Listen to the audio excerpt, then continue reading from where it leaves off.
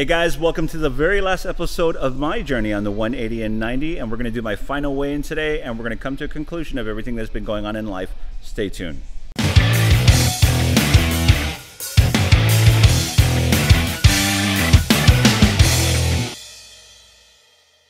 All right guys, here we are at Funxional. It is the brand new year. We're the first weekend of the year, and here is Bethy.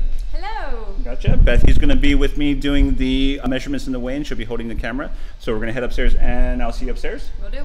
Okay, let's head on up there, guys. So guys, it is the final episode for the 180 and 90, my journey and what I've come to, and let's see what my final results are. And I'm going to walk you through that. I think, you know, as of late, I've been talking about the way we view fitness needs to change, and I'm excited about where I'm going to be taking the 180 and 90 show with the new contestants and the new people getting into a healthier lifestyle and getting fitter, as well as the new vlogs that I'm going to be launching soon here on my channel. So we'll get to that too. We're going to get onto my weigh-in right now. All right guys, we're here. I'm going to hand the mic and the camera over to Beth. Here you go. Thank you. Awesome. Right there, we're at about 239 and a quarter. Okay, so we're at 239 and a quarter. The last time I stopped putting my measurements was in November. I think it was on day 52 or 53, and I was 234 and a half. So if I was 234 and a half, I actually gained about 4 3/4 of a pound, maybe even 5 pounds.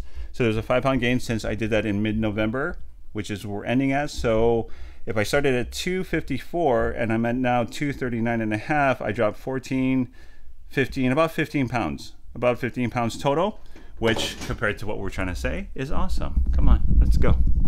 Thank you, Bethy. You got it. Awesome. See you downstairs. Good. So 15 pounds drop, picked up muscle, lost some fat, and we're going to talk about that. Okay guys, so we're going to head on down right now. I'm taking you with me. And again, we saw that we had a complete 15-pound drop total body weight since the beginning of the 90-day program. I picked up probably about maybe a good 6-7 pounds of muscle, which is excellent. And we saw, thank you Bethy. You got it. Have a good one, hon. And we saw an overall change in stamina, endurance, and strength. So here's what I'm doing. I'm going to be continuing on with the 180 and 90 in a couple of different ways. I've decided to make this a focus, and one of the things I'm going to make a focus is to the winners of the drawing that we're doing, that the trainers Carrie Manetti and Zeus Benitez will be training, will be part of the 180 and 90 on their 90-day programs. Those two winners that we do the drawing after we receive all the submissions by January 20th is the last day. We will be able to film them on a weekly basis as far as their transformation and what they were able to do on their 90-day programs. And I'm going to continue doing a weekly vlog of myself, showing my foods and everything I'm eating and dropping back down the combined 44 pounds that I had gained since the beginning of the year to do this challenge, and show you how to do it in a very positive, relaxed manner while still enjoying yourself.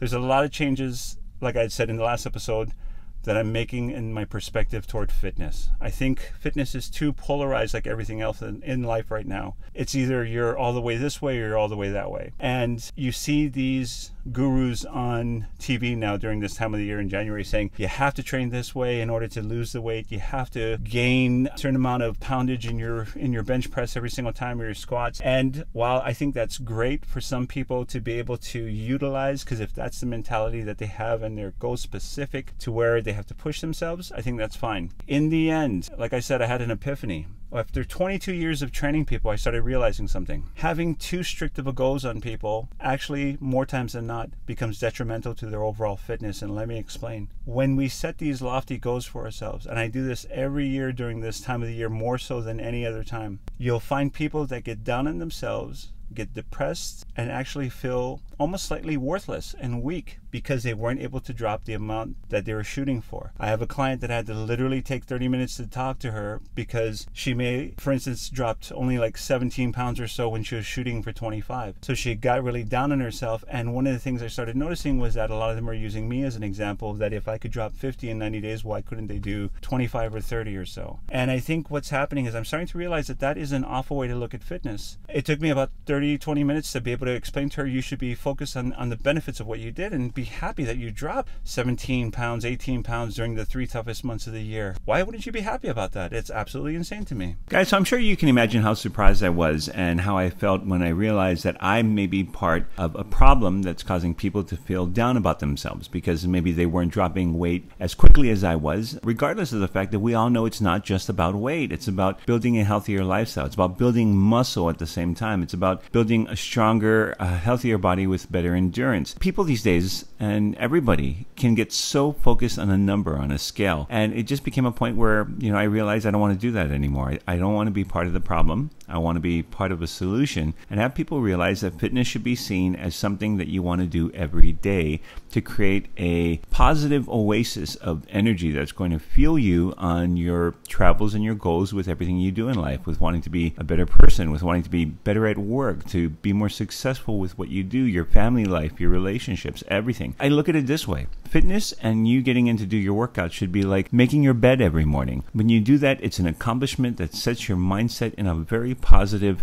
forward motion that will help you to achieve other goals in your life with your family, friends, and with your workplace. After the weigh-in, I headed over to Defiant Gym to get in a good Muay Thai session with Coach Daniel. It's always a great way to be able to just work through things in my head and be able to just get some flow on and sweat it out. Most of the time out, when you attack, boom, boom, boom, so your weight is here, right? Switch balance, push, back down, boom, boom, boom, boom, boom, boom, boom, switch balance, boom. Gotcha. Try.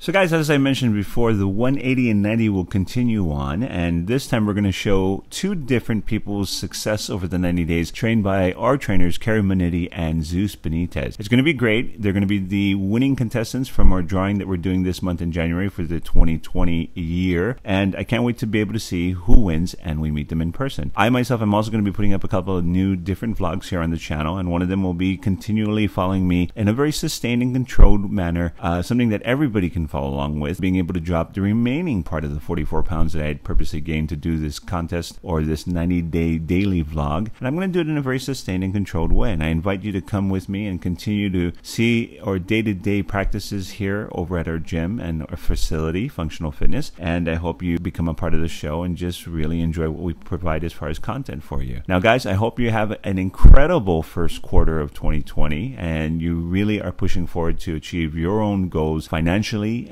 in your family, your personal lives, and in your fitness goals. And remember to look at fitness as a positive well of great energy to continually fuel you daily and not something that could possibly bring you down because you're not succeeding in quite lofty goals that you set for yourself. And I will be seeing you shortly. Take care. Bye-bye.